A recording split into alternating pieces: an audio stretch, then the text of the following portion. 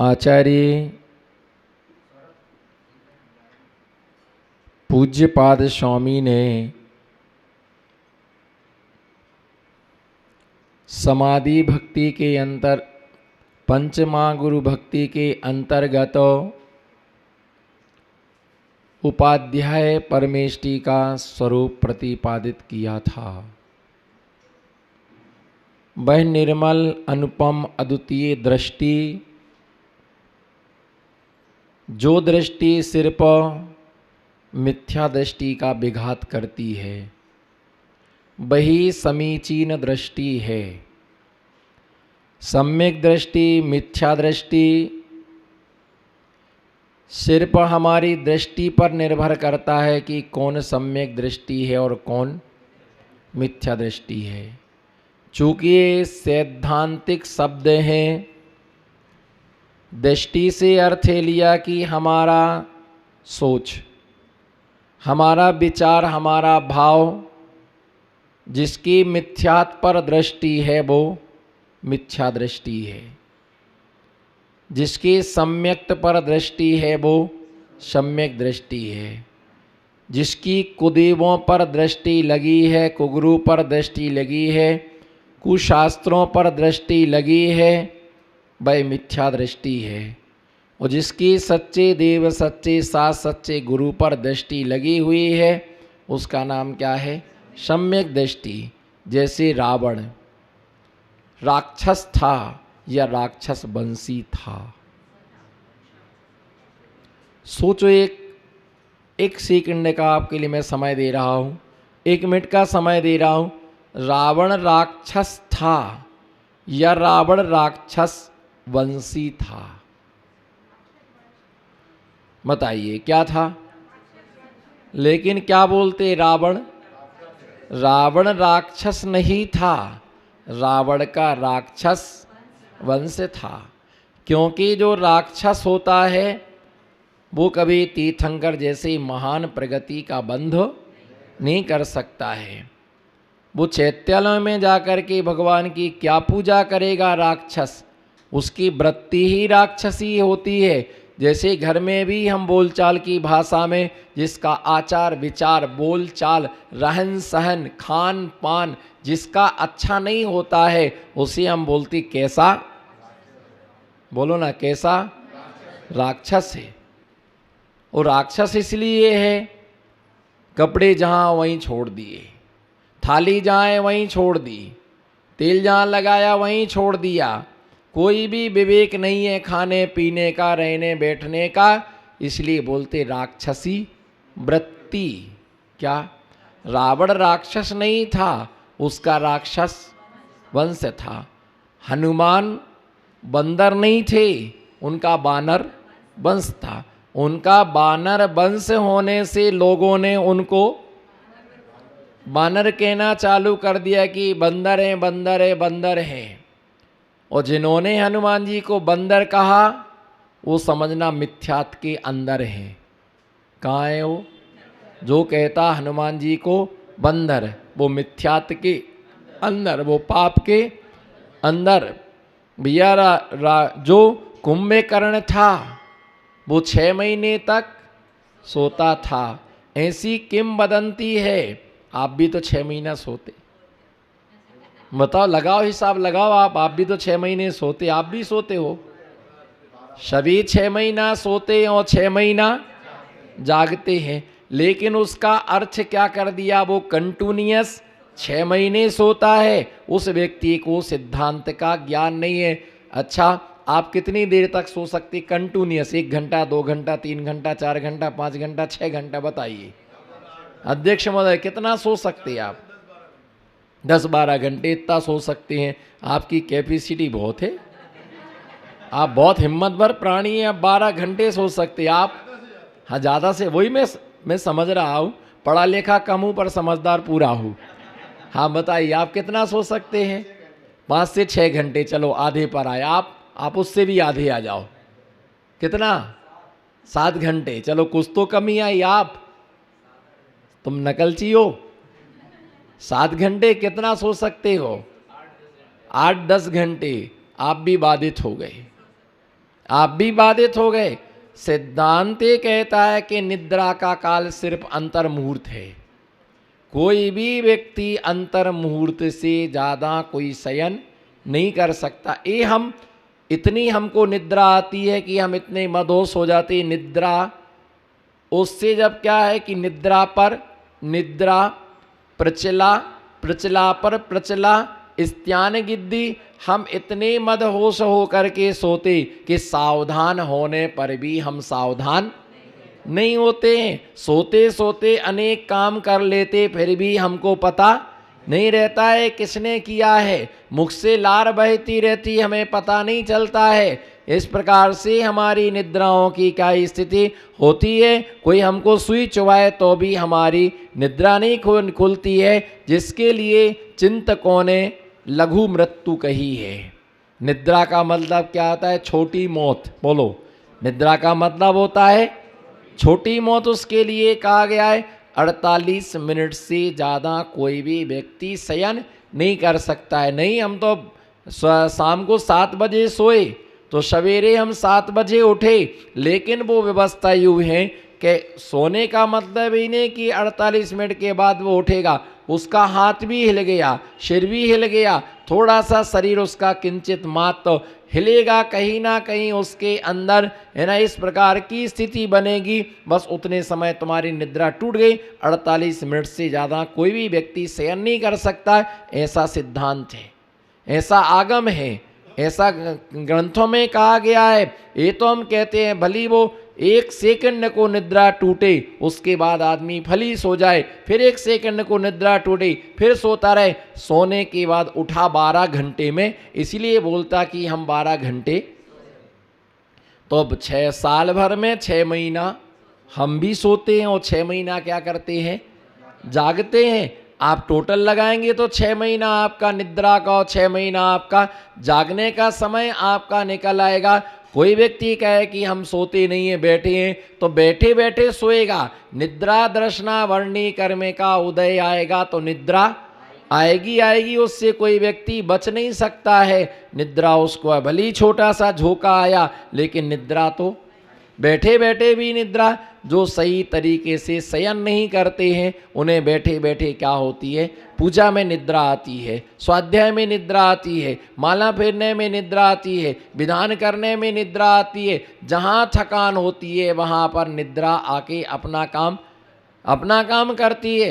तो इस प्रकार से कुंभकर्ण 6 महीने तक सोता रहा और 6 महीने तक जागता रहा, 6 महीना कंटिन्यूअस सोता रहा। ये बात मिथ्या है, पर 6 महीना सोया ये बात सत्य है कि 6 महीना हर आदमी सोता है। रात में सोते हैं और दिन में हम जागते हैं। तो इस प्रकार से मिथ्या कथन करने वाला व्यक्ति मिथ्या दृष्टि कहलाता है। इसलिए हमें इस चीज़ को ध्यान में रख के चलना कि हमारी दृष्टि, आचार्य महाराज उसी चीज़ पर कुठाराघात करते हैं जो व्यक्ति संसार में उलझाने वाली वस्तु है कि भैया मिथ्यात का त्याग करो। जिन्हें शास्त्रों का ज्ञान नहीं होता है वो ऐसी बातों को स्वीकार भी कर लेते हैं। जिसे जानकारी है, जिसे श्रद्धान है, वो किसी भी प्रकार से इन बातों को स्वीकार नहीं करता है। भरत जो द्रौपदी थी पंचभरतारी पांचाली, उसको ऐसा कहा गया, लेकिन उसने 5 पति को स्वीकार नहीं किया। लेकिन उसको इस प्रकार से कहना ये सब मिथ्या है, ये सब मिथ्या है, सब घोर मिथ्या थे। आचार्य महाराज उसी पर कुठारा घात करते हैं। हमें किसी चीज़ की जानकारी नहीं है तो हमें शास्त्र में पढ़ करके उस चीज़ के लिए ध्यान में रख करके चलना कि जिस प्रकार से भगवान की हम पूजा द्रव्यों से करते, तो द्रव्यों से हमें भगवान की क्या करना? पूजा करना। द्रव्य से भगवान की पूजा की जाती है, अष्ट द्रव्यों से भगवान की पूजा की जाती है। बराबर पूजा का पहला अंग जो है अभिषेक, पूजा का दूसरा अंग जो है स्थापना। भगवान की पूजा का पहला अंग क्या है?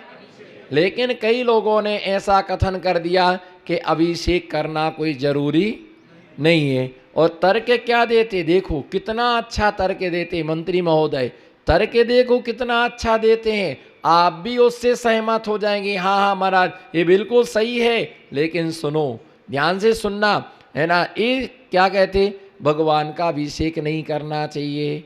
तो किसी ने पूछा क्यों भगवान का अभिषेक नहीं करना चाहिए? तो पूछा गया क्यों नहीं करना चाहिए? अरे भैया तुमने अरिहंत परमेष्ठी को स्नान करा दिया। बोलो क्या? अरिहंत परमेष्ठी को तुमने स्नान करा दिया। मुनि महाराज तो स्नान नहीं करते। बोलो मुनि महाराज तो साधु परमेष्ठी स्नान नहीं करते। ओहो, आप इतने बड़े पद पर होकर के, कितने बड़े पद पर अरिहंत होकर के बताओ, साधु मुनि महाराज नहीं नहाते। मुनि महाराज को नहाने का क्या किया गया? अब देखो कहां से किसको जोड़ा? कहीं का ईट, बोलो भीट, कहीं का ईट कहीं का रोड़ा, भानुमती ने कुनवा जोड़ा। अब कहां अरिहंत परमेष्ठी और कहां मुनिराज? मुनिराज आहार करते हैं तो अरिहंत परमेष्ठी आहार करते क्या? बताओ। तर्क को तर्क से, कुतर्क को कुतर्क से कुतरना चाहिए। क्या? तर्क को तर्क से काटो, कुतर्क को कुतर्क से काटना चाहिए। तो हम आहारचर्या को जाते हैं तो फिर उन्हें भी आहार करना चाहिए। हम प्रवचन में एक्शन करते तो उनकी दिव्य ध्वनि के समय भी एक्शन होना चाहिए। हम पद निक्षेप करते हैं बिहार के समय, उन्हें भी पद निक्षेप करना चाहिए। अरे कहां अरिहंत और कहां? तुम एक शिक्षक की बराबरी प्रिंसिपल से कर रहे। प्रिंसिपल अपने ऑफिस में रहता है, वो कुछ नहीं करता है, उसको वेतन ज़्यादा मिलता है, और बाकी टीचर 6-6 पीरियड क्या करते हैं? पढ़ाते, और वेतन उनको क्या मिलती है? तुम उनका उनके साथ कंपेयर नहीं कर सकते हो। भगवान का अभिषेक जो समोषण में भगवान विराजमान होते परमोदरिक शरीर के साथ, उन समय उनका अभिषेक नहीं होता है। ये ध्यान रख के चलना। जब तीर्थंकर भगवान परमोदारिक शरीर के साथ में होते हैं तब हम उनका अभिषेक नहीं करते हैं। लेकिन जो मूर्तियां बनाई गई स्थापना निक्षेप से, तदाकार स्थापना निक्षेप से, है ना, जिनके आकार में क्या किया गया है, जिनके आकार में है ना स्थापना की गई है, जिनके आकार में स्थापना की गई है ना, उसके लिए दिया है ना, उसके लिए दिया कि वो भगवान की प्रतिमा जो है ना, वो भगवान की क्या है प्रतिमा जो है, उस प्रतिमा में क्या स्थापना निक्षेप से स्थापना की गई। किसमें? पाषाण में भगवान की स्थापना की गई। भगवान महावीर स्वामी हम प्रतिमाओं का क्या करते हैं? अभिषेक करते हैं। और किस लिए करते हैं? किसी से पूछा भगवान का अभिषेक क्यों? तो बोले दिन भर में धूल जड़ जाती है तो वो धुल जाएगी और भगवान में थोड़ी सी चमक आ जाए। हाँ, वो याद नहीं आ रहा था मुझे, आपने याद दिला दिया। विद्वान लोग हैं गुमास्ता नगर में, और बिल्कुल सही समय पर याद आया कि भगवान में थोड़ा सा क्या आ जाएगा? बोलो ना, भगवान में क्या आ जाएगा?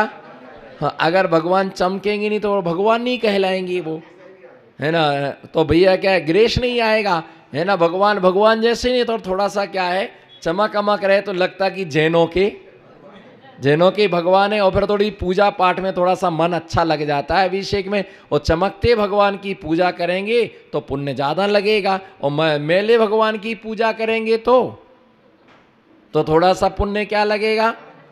कम करेगा। ये तो बच्चों जैसी बातें कर रहे हैं। काला पापड़ खाएंगे तो हम काले हो जाएंगे, काला अंगूर खाएंगे तो हम काले हो जाएंगे, और सफ़ेद अंगूर खाएंगे तो, हरा अंगूर खाएंगे तो क्या हो जाएंगे? हरे हो जाएंगे। अच्छा है जो काला हो उसे नारियल खिलाओ, जो काला है उसे नारियल खिलाओ, गोरा हो जाएगा। भैया सफ़ेद भगवान की पूजा करने से सफ़ेद हो जाएंगे, काले भगवान की पूजा करेंगे तो बेचारे मुनीशोभित और नेमिनाथ भगवान तो संकट में फंस गए। उनकी कोई पूजा ही नहीं करे, क्योंकि उनकी पूजा करेंगे तो हम क्या हो जाएंगे? काले हो जाएंगे। और चंदाप्रभु पुष्पनंद की वेदी पर तो इतनी भीड़ होगी, इतनी सारे काले कलूटे वहीं इकट्ठे हो जाएंगे, है ना, सारे काले कलूटे वहीं इकट्ठे हो जाएंगे, है ना। अच्छा है, फिर आदमी लोग खुश हो जाएंगे। महिला को ब्यूटी पार्लर जाने की जरूरत, पाउडर की जरूरत नहीं है, गोल्डन क्रीम की जरूरत। आनंद भयो, बोलो आनंद। अच्छी बात बताई महाराज आपने लॉकडाउन के दिन, अच्छी बात भाई। जो चूक गए उन्हें बहुत पश्चाताप होगा। तो भैया ऐसे होगा कि अगर मान लो किसी भैंस ने चंदा प्रभु भगवान को देख लिया तो क्या हो जाएगी? वो सब वाइट हो जाएगी। भैया ये सब मिथ्ये बच्चों जैसी बातें हैं। भगवान का अभिषेक इसलिए नहीं करते हैं कि उनके ऊपर जो डस हो रहा वो क्या हो जाएगा, दूर हो जाएगा सा। अरे हम इसलिए अभिषेक, भगवान का हम अभिषेक नहीं करेंगे तो भी भगवान में कुछ भी परिवर्तन आने वाला, क्योंकि गुण को, गुणों की प्राप्ति होने के बाद वे गुण कभी भी नष्ट नहीं होते, वे गुण कभी छूटते नहीं है। उनके चार चतुष्ट हैं, उनके गुण हैं, वो कभी नष्ट होने वाले नहीं। हम अभिषेक की प्रक्रिया इसलिए करते, इतनी देर तक हमारी आत्मा का परिणाम क्या रहेगा, शुभ रहेगा। कैसा रहेगा बोलो, हमारी आत्मा का परिणाम इतने समय तक हमारा परिणाम शुभ रहेगा और हमें भगवान का चरणोदक लगाने के लिए मिलेगा। तो इसलिए भगवान का अभिषेक के बिना भगवान की पूजा कभी भी नहीं होती है। पहले भगवान का बोलो, पहले अभी भगवान का अभिषेक, उसके बाद में पूजा। अब मान लो बहुत सारे भगवान हैं, अगर सबका अभिषेक संभव ना हो तो कम से कम गीले कपड़े से उनका परिमार्जन तो कम से कम है ना उनका करना चाहिए। और भगवान के अभिषेक के बाद भगवान की अष्टद्रव्य से पूजा। कई लोग ऐसे पंचम काल में कई मत हो गए, भैया सावधान रहना पोंगा पंडितों से, धोखा देने वालों से, है ना, जो सिर्फ है ना धर्म के नाम पर अपनी रोटियां सेक रहे, लोगों को गलत मार्ग बता रहे, मिथ्यात्म लोगों को लेकर के जा रहे। जितना तन के द्वारा किसी का घात नहीं किया जा सकता, जितना वचनों के द्वारा दूसरे का क्या किया जाता है। जैसे मान लो अगर एक व्यक्ति किसी को मारे तो एक हाथ, दो हाथों से दो को मार दे, एक को मारे, इन हाथों से एक दो को मारा जा सकता है, लेकिन वचनों के द्वारा लाखों लोगों के सम्यक्त का घात किया जा सकता है। एक पंडित ने कितने लोगों के लिए जैन मत से बाहर कर दिया, है ना, जैन मत से उसके लिए बाहर कर दिया। उसने अपने प्रभाव से, पंचम काल में मुनि नहीं होते, पंचम काल में धर्म नहीं होता है, तमाम प्रकार की बातों करके, और वह समूह कटता गया। आज वो मिथ्यात्व में क्या हो गया, चला गया। बहुत सालों स्थापना की जरूरत क्या है, भगवान तो विराजमान है ही, होने पर भगवान को क्यों विराजमान करना, क्यों उनकी स्थापना करना। क्या भगवान बुलाने से आते हैं क्या, बोलो, भगवान बुलाने से क्या आते हैं क्या। भली वो आए ना आए, लेकिन हमें अपने शुभ परिणामों से वंचित नहीं रहना चाहिए, है ना। आचार्य महाराज ने, पूज्य पाद स्वामी ने भी भैया जब उनकी आंखों की दृष्टि चली, आंखों की रोशनी चली गई,